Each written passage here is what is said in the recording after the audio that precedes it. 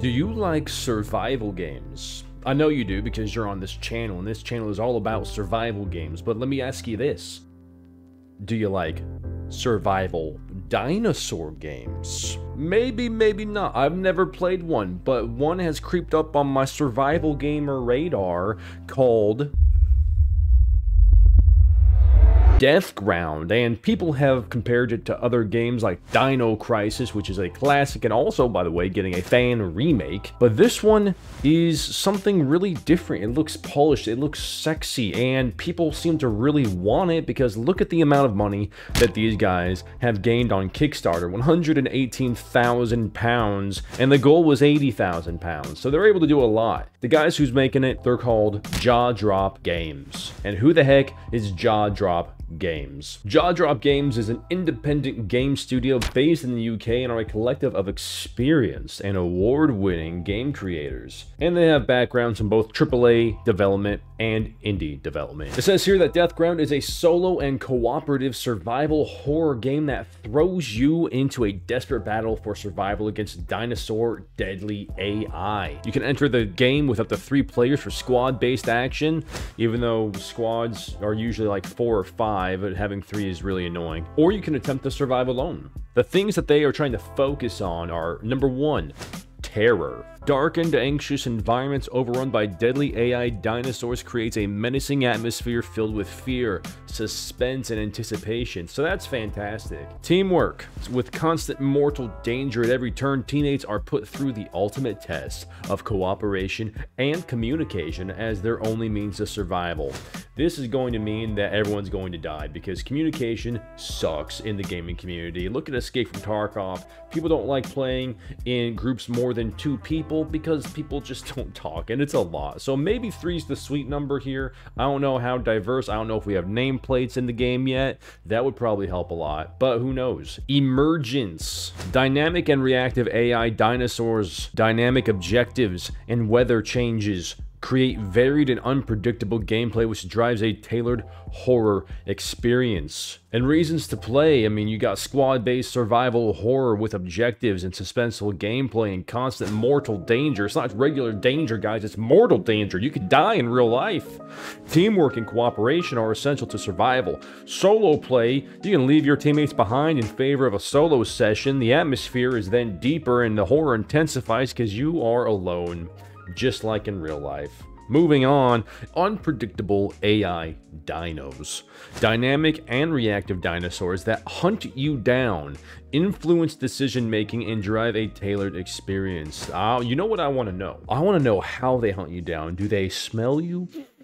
Do they smell you? Do they hear you? I would assume they would hear you. The smelling would be quite interesting, I think. Maybe if you get cut and there's a blood dripping somewhere, they could like smell you and like follow that around like a bloodhound. By the way, you have character classes. And with these character classes, obviously they give you different traits, skills, tools. Orthogonal? What the crap is orthogonal? Of or involving right angles at right angles. What? Statistically independent, having variates which can be treated as statistically independent.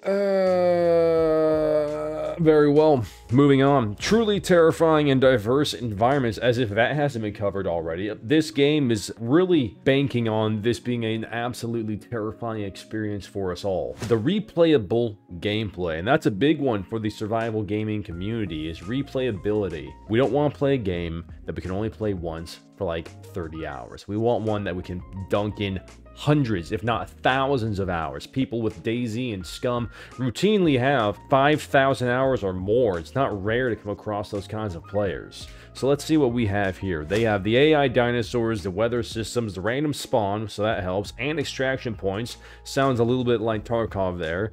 And dynamic objectives, so different objectives every time.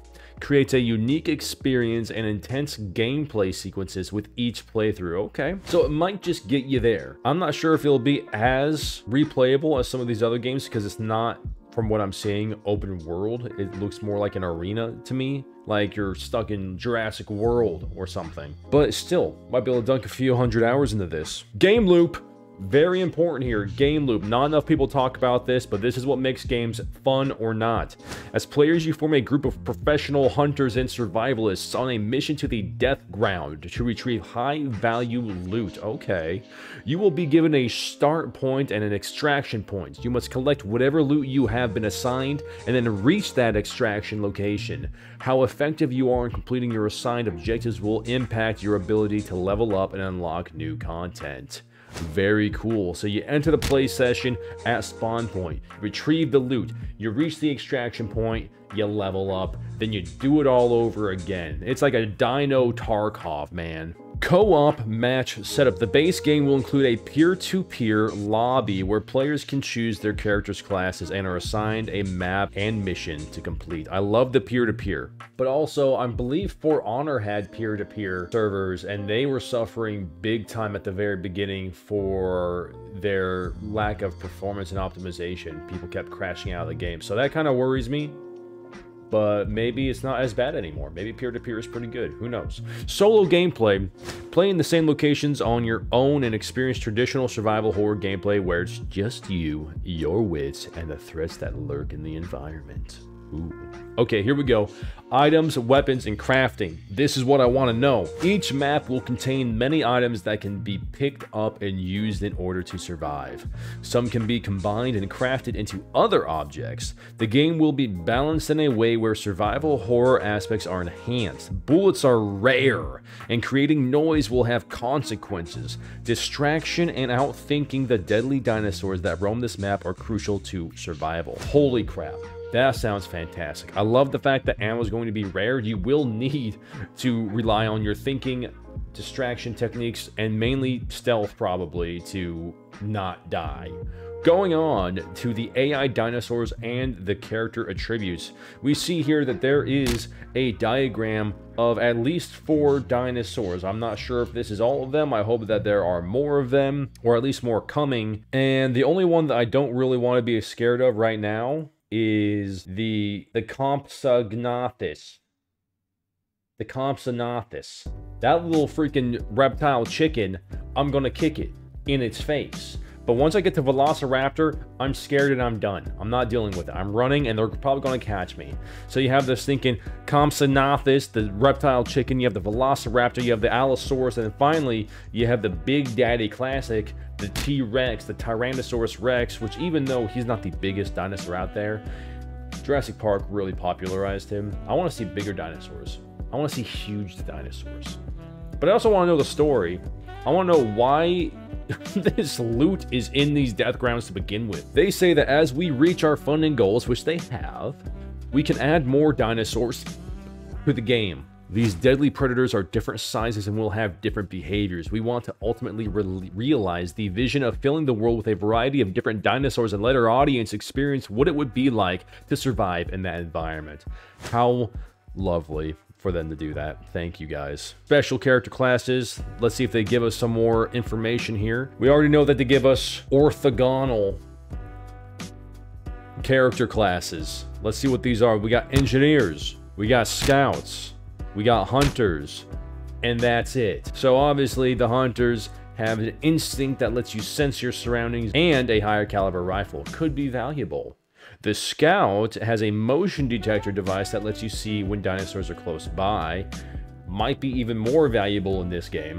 The engineer has the unique ability to hack systems such as doors, alarms, and power grids without other tools. Honestly, all of these sound like they are very valuable. The ability to lock doors behind you and maybe lock dinosaurs in certain rooms would be phenomenal. The ability to see them if they're near you and avoid them is also very phenomenal. And obviously the ability to kill them with a high caliber round is super valuable. So all of these guys have their pros and cons. The cons obviously being traits here. And the traits are strength, inventory size, stamina, throw distance, tiptoes, which I guess is sneaking, and sprint speed. I'm just going to go off the bat and say that if you're playing solo, Scout is probably going to be the best route because they have best sprint speed, best tiptoeing, best stamina. You can sneak all around. You'll be fine. Moving on. Diverse environments. The game will feature a small variety of maps covering different environments. These will be areas such as jungle, warehouse facility, and other locations. And finally, guys, we have the long-term vision. They want to develop Deathground with their community for the long haul. They want to grow the game over time, adding more features, content, and game modes as they go, and these could include, and probably do include some of them now that they are above their asking threshold, new types of deadly dinosaurs that pushes the game systems into different directions, new player abilities and character classes, new maps and new zones, ranked multiplayer seasons, different game modes that move the base survival horror formula off axis, and could include more PvP aspects. So now the thing is, when can we play it? And they gave us a little timeline here. So Q4 2019 is the pre-production. Early Q3 2020 is the Kickstarter / production commences. By early Q3 2021, closed beta will be available. But after that, late Q3 2021 is early access release. So it sounds like they're doing it right. They're doing it good. They're having the closed beta, fixing the stuff, and then immediately releasing it to everybody else in early access. And then finally, Q2 2022 is the scheduled retail release. So honestly, I like the timeline. I like the idea. It sounds good on paper. And that's about it, guys. There's more information. I'll provide the Kickstarter link and the Steam link in the description below. What do you guys think about this game? I haven't played any dinosaur survival games before, and this one sounds quite interesting to me. I never played The Isle. I never played Dino Crisis. But this one is really tickling me for some reason. I don't know why. Maybe it's the way it looks. Maybe it's because it reminds me of Tarkov and maybe a little bit of Alien Isolation, maybe. Maybe it's because I can play with my friends. Although only 2 of them. The other ones can get lost. I don't know, but it sounds pretty cool to me. Leave me your thoughts in the description below. If you guys want to talk shop about it, talk about any other survival games, including SCUM, go ahead and join my Discord down below. It's always open to everybody. If you guys do play SCUM and want a great server to play on, join PATH.HOUSE Condemned. It's my server. It's fantastic. It's hardcore, but it's doable. Just move with a purpose and don't be dumb. And with all that being said, guys, thank you to my members. And if you guys like scares, survival, and scavenging, consider hitting that subscribe button, that bell button, share this with your friend, smack that like button, and I will see you guys in the next one. Path out.